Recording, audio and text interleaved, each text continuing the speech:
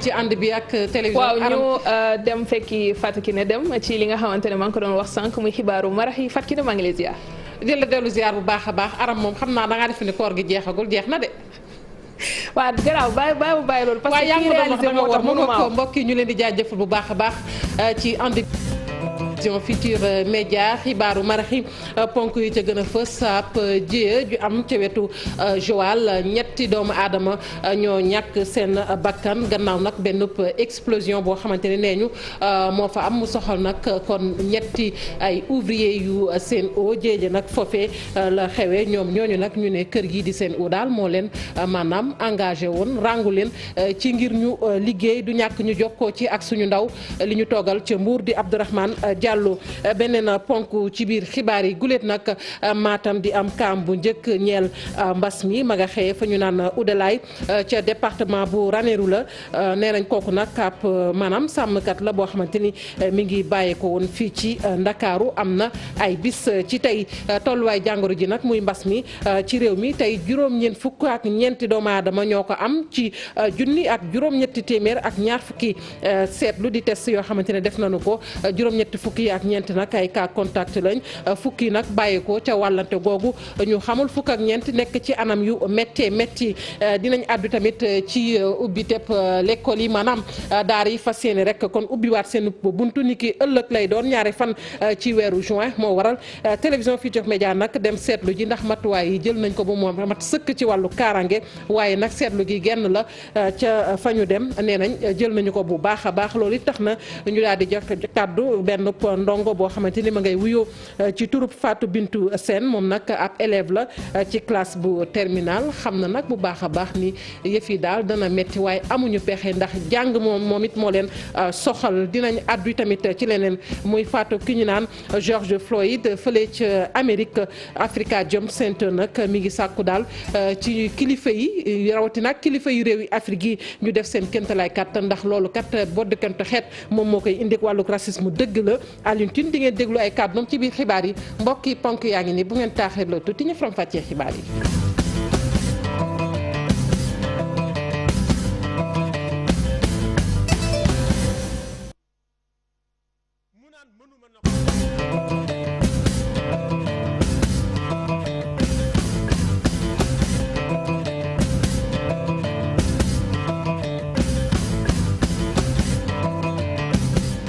dal nag jàmm ci xibaaru marax yi niñ ko waxee woon nag ñetti doomu aadama yu ñàkk seen bakkan ca boori Joal la gannaaw benn explosion nee nañ nag ñooñu ay liggéeykat lañu ca Sen'Eau maanaam kër gi moo leen ràngoon ñuy ay ouvrier yu doon liggéeyal nag kër gi ci benn chantier daal ci la ñu ñàkkee seenu bakkan bu nu sukkandikoo nag ci ay xibaar maanaam explosion ba daal am na doole joo xamante ne nii moo waral ñoom ñooñu nag mujjantal ga ndox ma tamit doole ja mu ñëwee mu mujj leen rek xët ba ñu daal di ñàkk seen bakkan du ñàkk ñu jokkoo ci ak Abdourahmane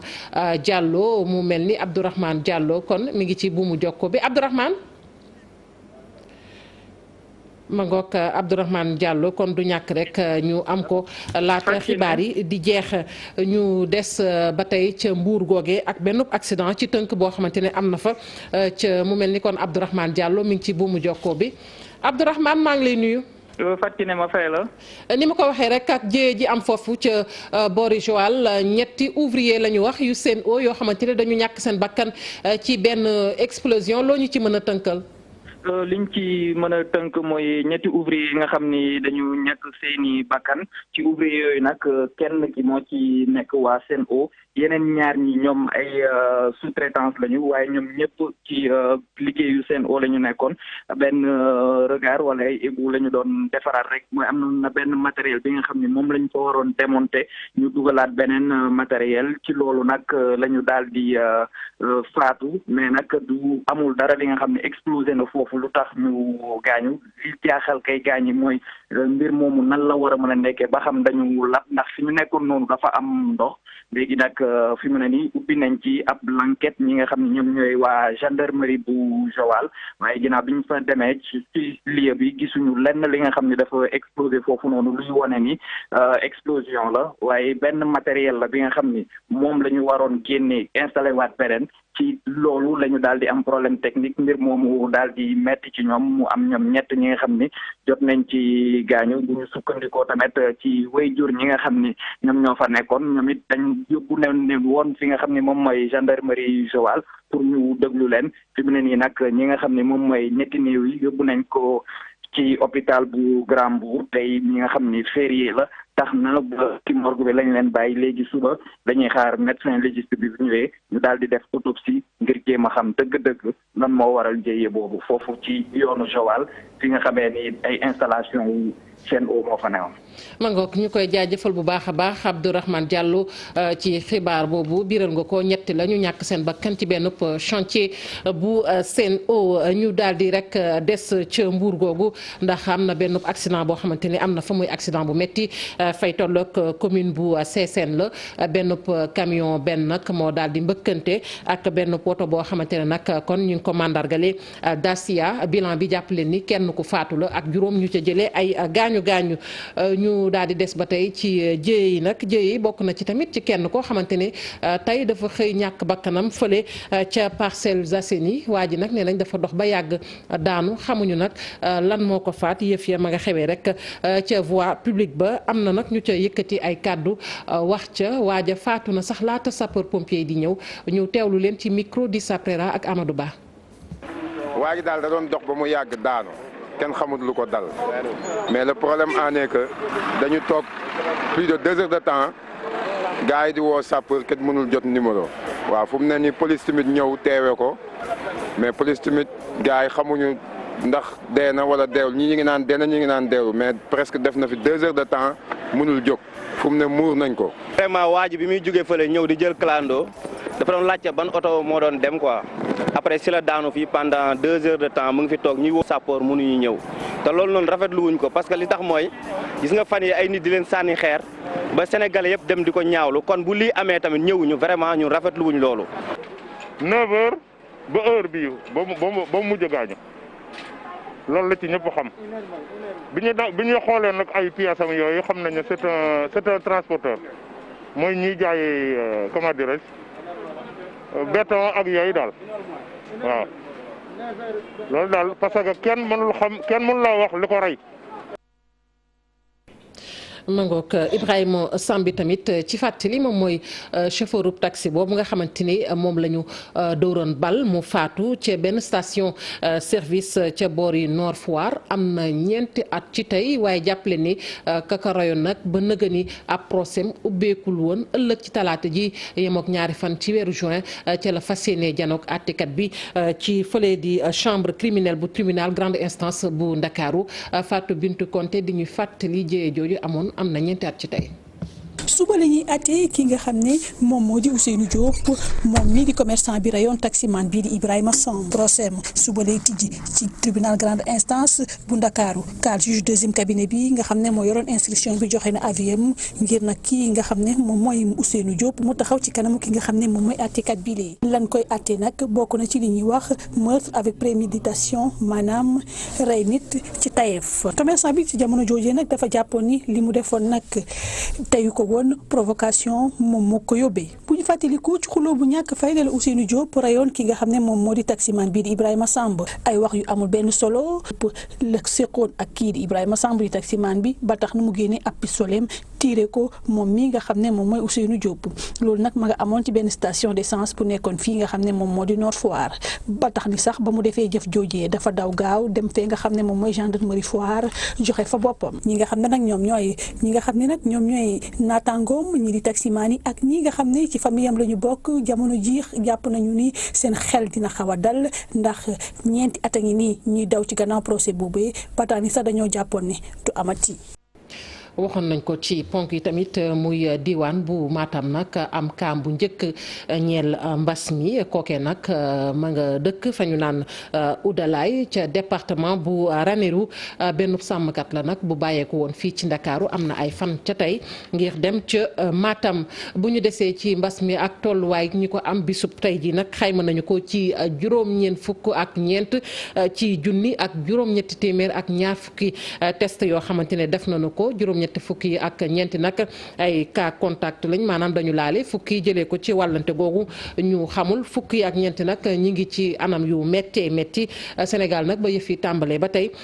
junni ak juróom-ñetti téeméer ak fanweer ak juróom-ñett ñoom nag la ñuy faj ba tey junni ak juróom-ñetti téeméer ak juróom fukk ak juróom-ñett ñoom ñoo ca jot a wér ñeent fukk ak ñaar ñoo ñàkk seen bakkan bisu tey ji nag juróom fukk ak juróom-ñaar ci doomu aadama ñoo wér ci mbas mi muy tolluwaay bi ba tey ci Sénégal ñu gis ni nag ma ngay gën di jéggi dayoo ndax boo xoolee nuñ ko waxee daanaka booy xool Sénégal nag fi mu ne nii weesu na ñetti junni di dem ci ñi amee jàngoro yi mbas mi junni ak juróom-ñetti téeméer ak fanweer ak juróom-ñett ñoom nag ñu ngi leen di faj wax naa ko léegi ak ñeent fukk ak ñaar doomu aadama yoo xamante ni jot nañu caa faatu ñu gis ni nguurug Sénégal jëloon na ay matuwaay yu am solo waaye matuwaay dem nañ ba njalbeen ñu gis na gën nañ koo woyefal Aminata Mbaare Sow dellusiwaat ci ñun. ñetti weer bi mbas mi tàmbalee ak léegi ci sunu réew mu mel ni nag feebar bi di Covid-19 law na bu baax a baax boobu ak tey ji lee ñu toll ci ñetti junni ak juróom-ñaari téeméer ak fanweer ak juróom-ñeenti cas bi mbas mi tàmbalee mu doy waar nag loole lépp lu ko yokk mooy cas communautaire yi multiplié wu ci gox yu bëre fii ci Sénégal ci bésub tey Sénégal toll na ci ñetti junni ak juróom-ñaari téeméer ak fanweer ak juróom-ñeenti cas confirmé mu am lu toll ci junni ak juróom-ñetti téeméer ak fanweer ak juróom-ñetti nit yoo xam ni ñu ngi leen di faj mu am lu toll ci ñeent fukk ak ñaari nit yu ñàkk seen bakkan loolu lépp nag waraloon ca gulet ñu tàmbali xeex mi njëkkee ko ci njiitu réew mi nga xam ni signé na ay décret yu bëri daal di amal ay message à la nation loolu lépp doon ab stratégie de communication ngir gàttandu waaye tamit mën a xeex Covid-19 ñu tàmbalee ko ci 14 mars 2020 bés boobu leen njiitu réew mi daal di yëkkati kàddu jagleel ko askan wi mu yëkkati yenn décision yu ci mel ni école yi ak université yi ñu takkal seen jàng lépp luy manifestation publique tamit ñu takkal ko waaye tamit li nga xam ni moo jëm ci formalité yi ngir aj fële ca màkk ak christianisme lépp ñu daal di koy dakkal bi ñu jógee ci loolu nag teewul cas yi ñu testé positif di yokku looloo waral ñu daal di décréter état d'urgence loolee mu ngi am le 23 mars état d'urgence ak couvre-feu boo xam ne day tàmbali 20h jàpp 6h du matin ñu tere tamit transport diggante région yi waaye tamit ci biir oto yi ñu daal di limiter ñi nga xam ni ñooy jël place ci biir oto yooyu lee loolee lépp di ay doxalin yu bees yu ñu daal di teg ngir xeex Covid-19 bu weesoo aspect sanitaire ak préventif boobu nag ñu ne dañuy jàppale ñi nga xam ni ay borom kër lañu te du ñàkk dañoo loru ci feebar boobule ci noone la ñu daal di annoncé ab aide alimentaire jagleel ko njaboot yooyule waaye tamit jagleel ko entreprise yooyule leneen lu ñu mën a jàpp mooy arrêté ministre de l'intérieur bi nga xam ni dafa ne ñëpp nañu sol seen masque booy dem marché booy yéeg ci oto yi wala sax boo nekkee ci administration le 11 mai njiitu réew mi daal di yëkkati waat kàddu bile yoon nag dafa wàññi yenn mesures yu ñu jotoon a jël xale yi nga xam ni dañoo war a def examen war a jëlaat jàng mi le 2 juin loole lépp nag di ay mesures yu yees lépp ngir xeex mbas mile waaye nag yenn saay fii ci Sénégal mu mel ni ñenn ñi daa mel ni ragaluñu feebar bi mu mel ni ñi nga xam ni dañ leen tegoon loxo ñu yéegoon ci ab camion di nëbbatu ñoom ñëpp nag ñu bëggoon dellu ci seeni njaboot ngir korite ma ngoog di porox ndoll yu ñuy wut a jaar ngir rek bëgg a yegg fa ñu jëm Aminata Mbaare Sow ñu koy jaajëfal bu baax a baax bu ñu nee nag wàllu xeex bi acteurs communautaires yi kenn mënu leen caa génne acteurs yooyu nag tey ña ngay dànkaafu nguur gi boo moyul nag daañu banque seen yoxoo ci liggéey bi ndax xeex Covid 19 kenn jiituwu leen ca te gis nañu ne koppar yi nga xamante ni moom la ñu jagleel mbas mi dañu leen caa fàtte leeraleeg Abdourahmane Diallo. bi coronavirus duggee ci dëkk bi ba léegi nguur gi dafa jël yenn ci ay matuwaay ngir dimbale ñuy yëngu ci wàllum wér-gu-yaram waaye ñi nga xam ne ñoom ñoo bokkee ci santé communautaire ñoom gisuñu ci seeni bopp. nguur gi génn na koppar pour wér-gu-yaram bi waaye da koo taxas jëmale ko ci ñenn ñi bàyyi ñenn ñi te loolu bokk na ci li nga xamante ne moom la ñuy dénoncer ñu ngi woo le président de la république wax dëgg yàlla mu xalaataat ci loolu parce que dugg ci benn structure de santé yi nga jox ñenn ñi dara joxoo ñenn ñi te ñu bokk benn combat bi nga xam ne moom la ñuy xeex. ñi nga xam ni ñoom it dañu bokk ci ñuy yëngu ci wàllum wér-gu-yaram di ñaawlu li ni mel ba noppi bëgg am benn statut communautaire bu ñu sukkandikoo ci seeni kàddu mooy jamono ji hôpital yi amul ay nit ñuy bari li ni mel sax a tax seeni salaire baaxul. ñeneen ñi nga xamante ne maanaam ñu ngi am leneen ci mbir mi kat gënuñoo dox maanaam gënuñoo liggéey it personnel personnel de santé yi nga xamante ne chaque jour de 24 heures sur 24 ñu ngi ci structure de santé yi di fa liggéey chaque jour te wax dëgg yàlla amuñu benn motivation boo xam ne doy na. ci ñoom ay matron sage-femme infirmier gardien ak li ni mel dàquñu yëngu-yëngal bu fekkente ne nguur gi bàyyul xel ci li nga xam ne moom la ñuy dund. bu ñu tànkamloo li nga xam ne moom la ñuy def rek mooy passer ci vitesse supérieure bi nga xam ne moom la ñu tàmm di passer danañu lëkkale suñu doole yi ba nga xamante ne ni bu jaree ñu dem toog ci suñu kër yi danañ dem toog ci suñu kër yi ñu ba liggéey bi parce que wax dëgg yàlla kuy liggéey ku ne laaj na nga am loo xam ne moom nga yore sa njaboot. ñi nga xam ne nag dañu bokk ci santé communautaire di xamle ni lu jëm ci wàllum feebar bi bokk nañu ci ñi nga xam ni muccuñu ci ndax seen bërëbu liggéeyukaay yi amuñu ay matériels yi nga xam ne dañ ciy mën a aar seen bopp. ngoog ëllëg nag yemook ñaari fan ci weeru juin ci la ñu fas yéene rek ubbiwaat kon daara yi ñeel ndongo yi nga xamante ni dañu war a def rek kon examen moo waral ñu daal di dem seetlu ci yenn ciy daara ndax matuwaay jël nañu ko ci wàllu kaaraange ak mbas mi nga xamante ni ci la ñu toll ci réew mi Pape Fara ñi nga ba mu fa yeggee ak Youssou Baro la ñu seetlu lenn la matuwaay yi mu mel ni noppi na.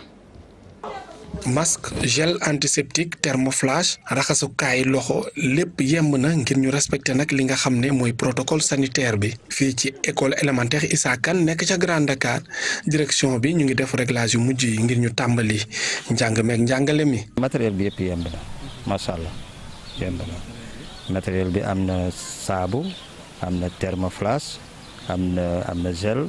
am na barigo. lu nu mel lañu nemmeeku ca CEM Aline Diop fii nag lépp yemb na ngir ndongo yi ak jàngalekat yi ñëw ca l'école ba bëccëg bu am solo la nee na talaata bi ngir li nga xam ne moo des ci weer wi te kenn du fi wàllante jàngoro. parce que rien n'est plus comme avant duñ leen bàyyi ñu defee ne comme ba woon la rek boo ñëwee rek dugg parce que léegi dafa am dispositif yu réglementaire yu strict d'abord porte bi na nga koy séenee ne bu ñu xasee ba dugg dañ koy tëj. classe bu nekk def ñaar fukki élèves ñu am ci juróom-ñaar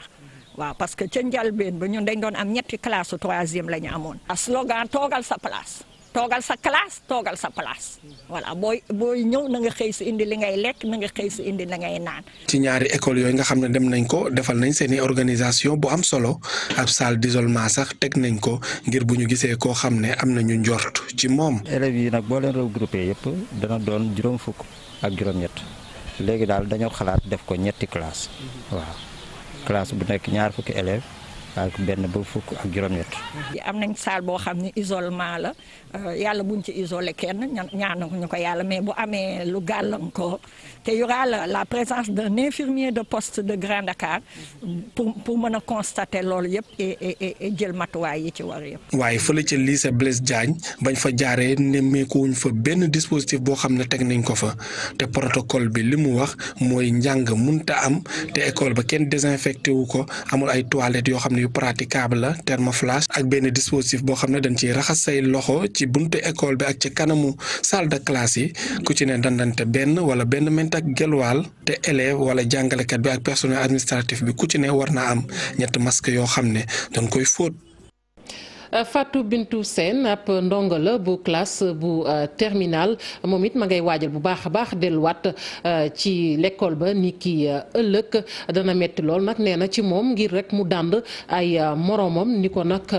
niñ ko santaane ci jamonoy mbas mi waaye lu mu ci mën a doon pexe amul bu fekkee ne bëgg naa mucc ci jàngoro ji Cheikh Diop ak Youssou Baro ñoo ko seeti woon. kon ma ngoog du ñàkk xëy na ñu dellusiwaat ci mbaa ngeen am ko ci xibaar yi ci nasaraan ñu àddu rek ci mbootaay gi nga xamante ne ni moom moo ëmb nag way juru ndongo yi ñoom it ña ngay def seen kéemtalaay kàttan ndax solo si mooy fexe rek ba xale yëpp delluwaat ci école bi ci kawit ñu mën a moytandiku jàngoro ji bu baax a baax muy mbas mi bu loolu weesoo tamit lu mel ni wàllug ndimbal li ak nañu leen di gunge ñoom li nga xamante ni moom mooy seen wareef ci mbir moomu dinañ ko matale ba mu mat sëkk dañu ci teewlu Abdoulaye Fane moom mu jiite UNAPES ci micro Omar Thiam. jàpp nañu nag ñaari fan ci weeru juin bi muy maanaam ëllëg ñun UNAPES dañ ci ànd ndaxte am na liggéey boo xam ne bii def nañ ko li ñuy ñaan moom mooy ministre de l'éducation nationale ak ministre de l'enseignement supérieur te dañu ci insister matuwaay yi mu jël pour que jàngalekat yëpp dal di dem. képp koo xam ne kii suba da ngay xëy da ngay téye sa loxoy doom yóbbu ko ba ca école ba boo xoolee mu leer na ne la ñu waxoon yépp war na mat nga dal di koy bàyyi mu dugg ci classe bu fekkee ne am na lu ci yànq rek na jël doomam dal di koy delloo këram. Ousseynou Thiam moo taataan ay kàddoom nuñ ko waxee woon Fatou Bintou Sène di am ndongo ci classe bu terminal ëllëg moom dana dem rek ci daaraam ni ki moroom moom waaye lay jafe ca moom mooy wàllu dàndante googu ñu wax ndax jàngoro yi mbas mi waaye pexe amul ku bëgg a mucc ci lii lu ne faaw nga sàmmonteeg geste barrière yi dañu ci ànd ak Cheikh Diop ak Youssou Baro ñoo ko seeti woon. ci bile makkaan la Fatou Bintou Sène dëkk mu nekk ab ndongo ci classe bu terminal kile ñu fekk ko muy def li nga xam ne moom moo di ay exercice am mu yàkkamti lool dellu ca daara ja ginnaaw ay vacances yoo xamante nii rek du ci coobareem. le 2 bi moom ñu ngi ko doon xaar yàgg na trop parce que jóge nañ ci le 6 ñëw ci le 4 ñëwaat ci le 2 yàgg na trop le 2 bi incha allah ñu koy waajal bu baax suba. depuis mars ba tey ñu toog en tant que élève de terminale loolu moom warul parce que leçon yi bëri na programme yi bëri na man moom personnellement yàkkamti woon naa ko wax dëgg fa neex yàlla. Fat Bintou daal di jël bépp matuwaay woo xamante ni dina mën a tax mu daal di xeex li nga xam ne moom moo di mbas mi naka noonu itam muy xam ne rek ne nam daan jëflante ak ay naataangoom dootu ko mënati. précaution yi moom ñu ngi koy jël bu baax ñu ngi koy waajal tamit même bu dee école tamit wax nañ ne dañ koy def ñun ñi personnellement man personnellement jël naa samay matuwaay waaw suñu waa kër tam bàyyiwuñ ma ci waajal nañu bu baax man moom waajal nañ ma. dina doy waar dina métti moom yombul de parce que ñoo xam ne da nga daan passé ak ñoom ensemble 24 heures sur 24 peut-être mën naa wax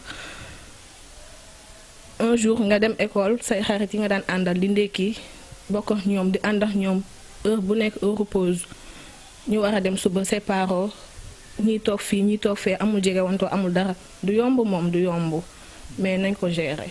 xeex coronavirus di mbirum ñëpp ba tax ñaax askan wi lu war la. ñu def comme ñun rek def comme man bokk waajal seen doom utal leen masque yi utal leen gel yi tamit ñu di ko yóbbaale école ba pare ñu wax leen matuwaay li nga xamante ne moom la état bi joxe yépp ñu respecté ko. suñu santé avant tout même bu ñu ko waxul sax ñu jël suñu responsabilité bopp aar suñu bopp balaa kenn duñu aar. ñaari fan ci weeru juin élèves yi nga xam ne ñoom ñoo nekk en classe d'examen war a dellu ci li nga xam ne rek moom moo di classe yi jamono yi tembe nag ñu war a dund ak bile jàngoro waaye itam di jàng ak moom ñu leen di ñaax ñu gën a farlu ci bépp matuwaay bu ci war. jërëjëf Cheikh Diop lundi Pentecôte nag ni ki tey ji rek lañu ko daal di màggal waaye mu ute lool ak yi weesu ndax jamonoy mbas mi ñu ne benn fan ci weeru juin ca lañ ko daan faral di amal fale ca marial bu Popenguine pèlerinage bi nag gis nañu ne ci ay bis yi weesu moom mi nga xamante ni moom mooy monseigneur Benjamin Ndiaye archevêque bu Ndakaaru daf ko rek daal di kon dàqoon ndax jamono mbas yi ñu ne waaye lu mu ca mën a doon ab mees moom amal nañu ko mees bi nag ki ko jiite woon di monseigneur Martin Boucar Tine évêque bu Kaolack ñu àddu ci contrat bi dox ci diggante Akilee ak Sénégal ak Sénélec DG bu Akilee nag nee na moom noppi na ngir ñu dooraat ay waxtaan yoo xamante ne dina mën a tax rek kon contrat bi gën a mën a ñoŋ loolu bu ñu sukkandikoo sax ci maître Abdoulaye Tine nee na loolee lu mën a nekk la ak annexe 5 bu contrat bi waaye dafa mel ni syndicaliste yu SUDETEN ñoom nee nañ du ca dal ndax bëgguñu benn yoon ay waxtaan. Alassane Ba, Pape Sangone Mbaye. benn alkaati bu ñu tuddee Derek Chauvin mu jàpp kii di George Floyd jël. Êtes-vous disposé à faire preuve de souplesse pour renégocier ce contrat avec Sénélec? Mais forcément. xalaat wi nekk na xalaat wi nga xamante ni mën na nekk mooy ñu saytuwaat li nga xamante ni moom mooy contrat bi ak li nga xamante ni jamono ji sax mu ngi ko jur ci coow. annexe 5 bi prévoir nañ possibilité bu saa yu nekkee saa yu mu mënti doon ñu mën a toog xaatimaat contrat yi bu dee am na coppite ci doxinu jamono wala ci xarala yi maanaam évolution technologique. solo si moom mooy contrat bi mu ngi continuer di wëy. comme mu ngi continuer di wëy nag et que tey coow jib na mën nañu xool nan la ñu mën a fexe ba coow li fay ba intérêt Sénégal du nërmeelu mais aussi ñi nga xam ne ñoom dugal nañ ci seen koppar di liggéey aussi dinañ mën a continuer di wëy. SUDETEN moom dàq bépp xalaat bi nga xamante ni jëm na ci renégocier contrat bi. di wax ne contrat boobu suñu taxawaayu démb mooy suñu taxawaayu tey pour ñoom contrat bi dañ ko war a faase waratul sax bokk amatul lu ñuy waxtaan lu ñuy négocier loolu amatu ci. parce que tey jii bu fekkente ni yow nga dem ci àdduna bi moom li mu yor ne moom la yor société yi ko yor yëpp Côte d'Ivoire France société bi yor courant bi moom mooy société mère bi donc bu fekkente ni beneen société filiale la lu tuuti la ci war a yor lu tuuti Senelec moo ci war a ëppale moom ni mu négocier Senelec tuuti la ci am 34% moom mu jël lu ëppali. tey nu mu dëppoo bu ñu bëggee yokk mbirum transparence mu leer ci sénégalais yi kenn du ci ñaaw njort ñu ubbi négociation yi permettre salariés yi ñu teewe ko mën naa ci yokk leneen sax war nañu prévoir aussi benn possibilité actionnariat salarié c'est-à-dire xool ci biir capital bi noonu maanaam même ñu ngi ci woon ñu xool nu ñu leen ci mën a renforcer ak ci nan. pour yeneen syndicat yi faaw nag ñu xaarandi ba ñi nga xam ne ñoom ñoo tënku ci nguur gi joxe seeni rapport su boobaa nag ñu mun cee àddu. jërëjëf Alassane Ba. George Floyd nag ci fàttali moom mooy nag américain boobu ñu rayoon fële ca réew moomee gannaaw ay takk der yoo xamante ni niñ ko doon gisee ci nataal yi ñu doon wane nag seen tànk ñu teg ko daal ci putam ba gannaaw bi mu ñàkk bakkanam loolu yëpp nag nee nañ boo diggante xeet képp la moom moo ko indi Afrikajom Center ki ko jiite nag di sàkku rek ci réewi Afrique yi seen i njiit nag ñu def seen kéemtalaay kàttan ba xeex nag wàllu racisme bi la te kii nag di Macky Sall na ko daal di jiite xeex boobee Alioune Tine ñu teewlu ko ak Alassane Ba. benn alkaati bu ñu tuddee Derek Chauvin mu jàpp kii di George Floyd jël li nga xam ne mooy genou bi teg ko fii ci baat bi di bës pendant 8h43 ñi fa nekkoon di seetaan ni ko mais kii mi ngi dee mënatul nokki mu naan mënuma nokki muy bës rek mënuma nokki mu bàyyi ko ba ñu àggee hôpital fa ca la faatu waaw ñi nga xam ne ñooy autorités yi li nga xam ne waroon nañ ko def mooy jàpp ko tëj ko juger ko ñu ne ñun dàq nañ ko rek mel ni doomu adama kii di nit ku ñuul der bu ñuul du doomu adama waaye tey li nga xam ne moom la ñuy rafetlu biir Amérique mooy ni waa Amérique taxawee ñu ñuul ak ñu weex taxaw di ko xeex taxaw mobiliser ni lii dootu fi am ñun ñu weex ñu naan man fii ma dëkk ku weex de bëggatuma racisme am fi. tey ak li nga xam ne àddina bi yëpp ñu ngi ko taxawee boo demee Allemagne ña nga taxaw boo demee Angleterre ña nga taxaw boo demee Europe ñëpp a ngi naan racisme dafa war a ñun la ñu war a ñoo war a jëkk a jóg jiitu ci xeex li nga xam ne mooy racisme. ma ngoog ci foofu sax la ñuy ndar keppee xibaaru maraxi sant leen gërëm leen bu baax a baax Aram Touré ma jébbalaat la lenge yi nga wëyal. ci li nga xamante ne moo di